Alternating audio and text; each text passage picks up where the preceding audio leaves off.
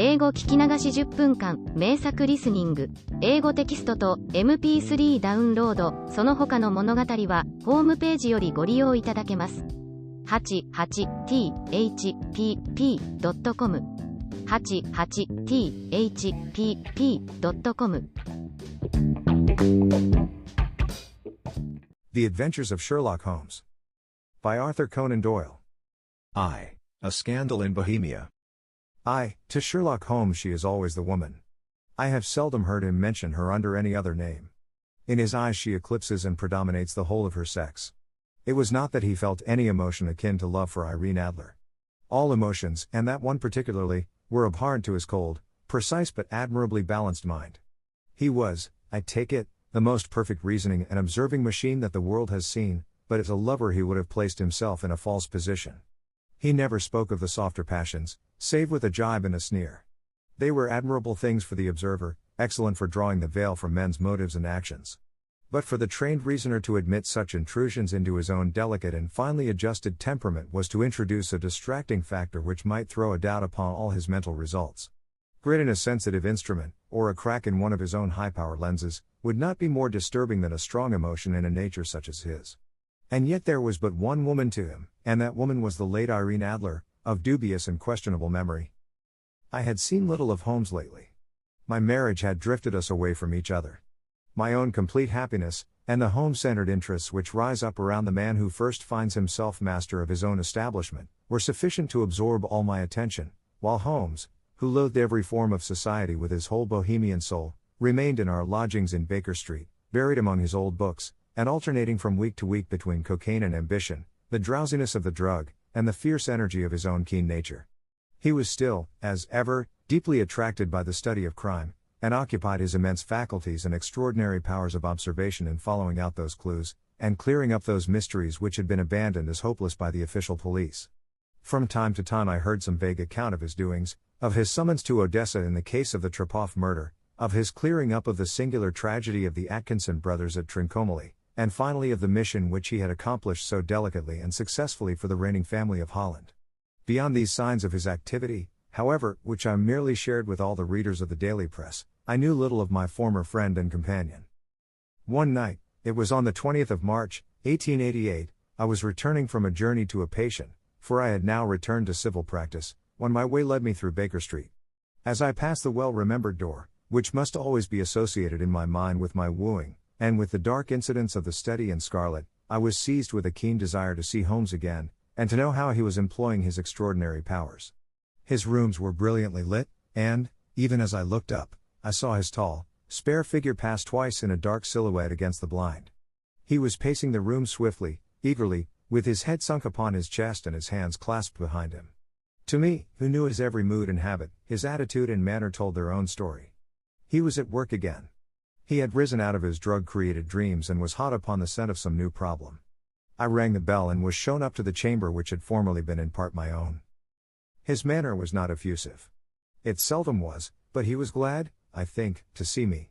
With hardly a word spoken, but with a kindly eye, he waved me to an armchair, threw across his case of cigars, and indicated a spirit case and a gasogene in the corner. Then he stood before the fire and looked me over in his singular introspective fashion. "Wedlock suits you," he remarked. "I think, Watson, that you have put on 7.5 pounds since I saw you." "7," I answered. "Indeed, I should have thought a little more. Just a trifle more, I fancy, Watson. And in practice again, I observe. You did not tell me that you intended to go into harness." "Then, how do you know?" "I see it, I deduce it. How do I know that you have been getting yourself very wet lately, and that you have a most clumsy and careless servant girl?" "My dear Holmes," said I, "this is too much. You would certainly have been burned, had you lived a few centuries ago. It is true that I had a country walk on Thursday and came home in a dreadful mess, but as I have changed my clothes I can't imagine how you deduce it. As to Mary Jane, she is incorrigible, and my wife has given her notice, but there, again, I fail to see how you work it out." He chuckled to himself and rubbed his long, nervous hands together. "It is simplicity itself," said he. "My eyes tell me that on the inside of your left shoe, just where the firelight strikes it, the leather is scored by 6 almost parallel cuts. Obviously they have been caused by someone who has very carelessly scraped round the edges of the sole in order to remove crusted mud from it. Hence, you see, my double deduction that you had been out in vile weather, and that you had a particularly malignant boot-slitting specimen of the London slavey. As to your practice, if a gentleman walks into my room smelling of iodoform, with a black mark of nitrate of silver upon his right forefinger, and a bulge on the right side of his top hat to show where he has secreted his stethoscope, I must be dull, indeed, if I do not pronounce him to be an active member of the medical profession. I could not help laughing at the ease with which he explained his process of deduction. When I hear you give your reasons, I remarked, the thing always appears to me to be so ridiculously simple that I could easily do it myself, though at each successive instance of your reasoning I am baffled until you explain your process. And yet I believe that my eyes are as good as yours. Quite so, he answered, lighting a cigarette and throwing himself down into an armchair.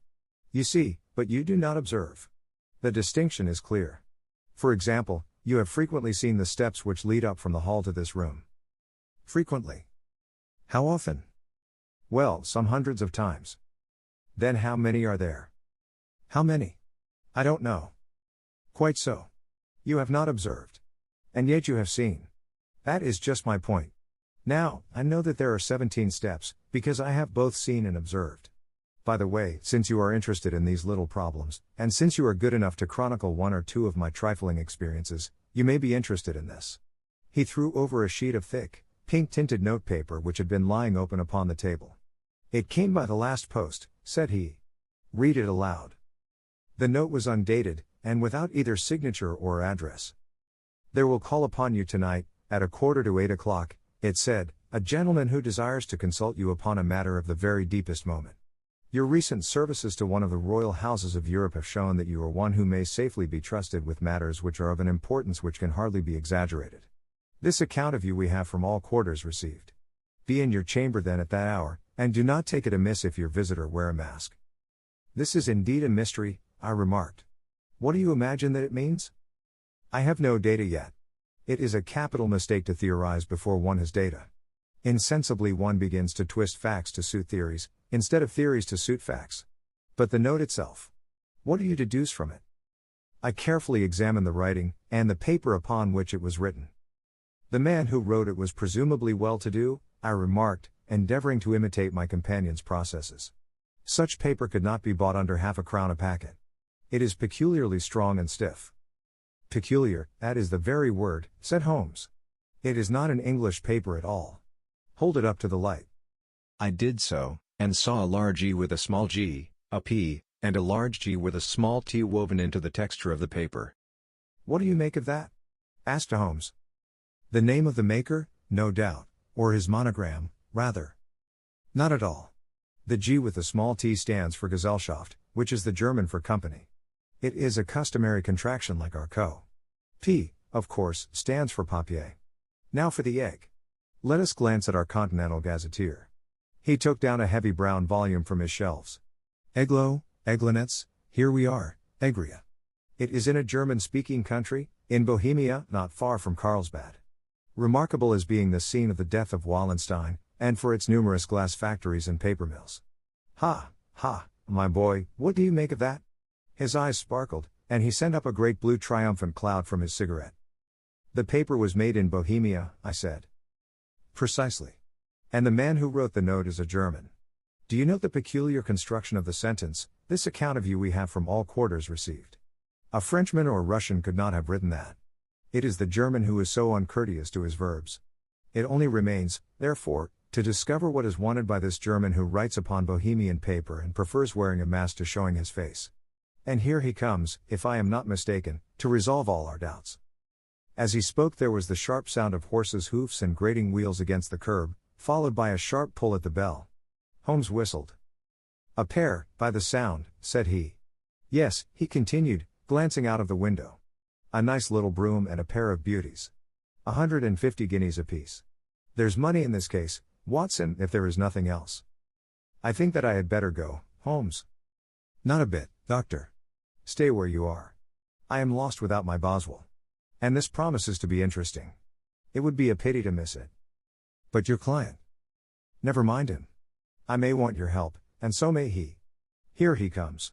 Sit down in that armchair, Doctor, and give us your best attention. A slow and heavy step, which had been heard upon the stairs and in the passage, paused immediately outside the door. Then there was a loud and authoritative tap. "Come in," said Holmes. A man entered who could hardly have been less than 6 feet 6 inches in height, with the chest and limbs of a Hercules. His dress was rich with a richness which would, in England, be looked upon as akin to bad taste. Heavy bands of astrakhan were slashed across the sleeves and fronts of his double-breasted coat, while the deep blue cloak which was thrown over his shoulders was lined with flame-colored silk and secured at the neck with a brooch which consisted of a single flaming barrel. Boots which extended halfway up his calves, and which were trimmed at the tops with rich brown fur, completed the impression of barbaric opulence which was suggested by his whole appearance. He carried a broad-brimmed hat in his hand, while he wore across the upper part of his face, extending down past the cheekbones, a black visored mask, which he had apparently adjusted that very moment, for his hand was still raised to it as he entered. From the lower part of the face he appeared to be a man of strong character, with a thick, hanging lip, and a long, straight chin suggestive of resolution pushed to the length of obstinacy. "You had my note?" he asked with a deep harsh voice and a strongly marked German accent. "I told you that I would call." He looked from one to the other of us, as if uncertain which to address. "Pray take a seat," said Holmes. "This is my friend and colleague, Dr. Watson, who is occasionally good enough to help me in my cases. Whom have I the honor to address?" "You may address me as the Count von Krom, a Bohemian nobleman. I understand that this gentleman, your friend, is a man of honor and discretion, whom I may trust with a matter of the most extreme importance. If not, I should much prefer to communicate with you alone." I rose to go, but Holmes caught me by the wrist and pushed me back into my chair. "It is both, or none," said he. "You may say before this gentleman anything which you may say to me." The Count shrugged his broad shoulders. "Then I must begin," said he, "by binding you both to absolute secrecy for 2 years. At the end of that time the matter will be of no importance. At present it is not too much to say that it is of such weight it may have an influence upon European history." "I promise," said Holmes. "And I." "You will excuse this mask," continued our strange visitor.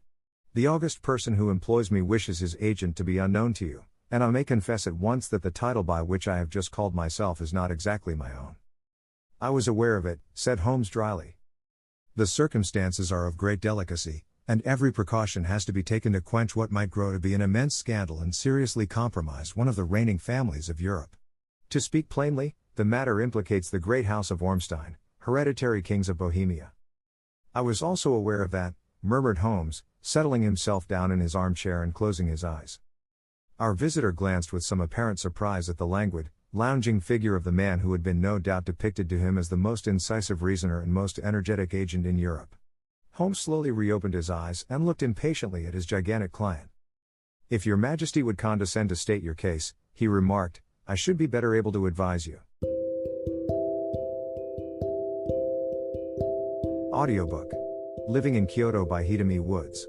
Now on sale in online stores. 44 available distributors. Apple, Google Play, Amazon Audible, or else.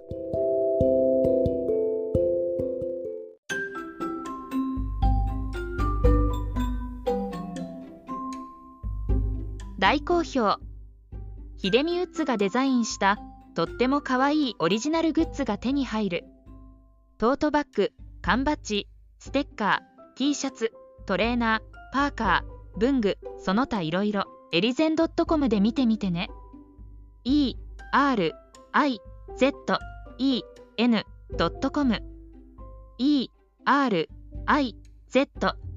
erizen.com エリゼン .com。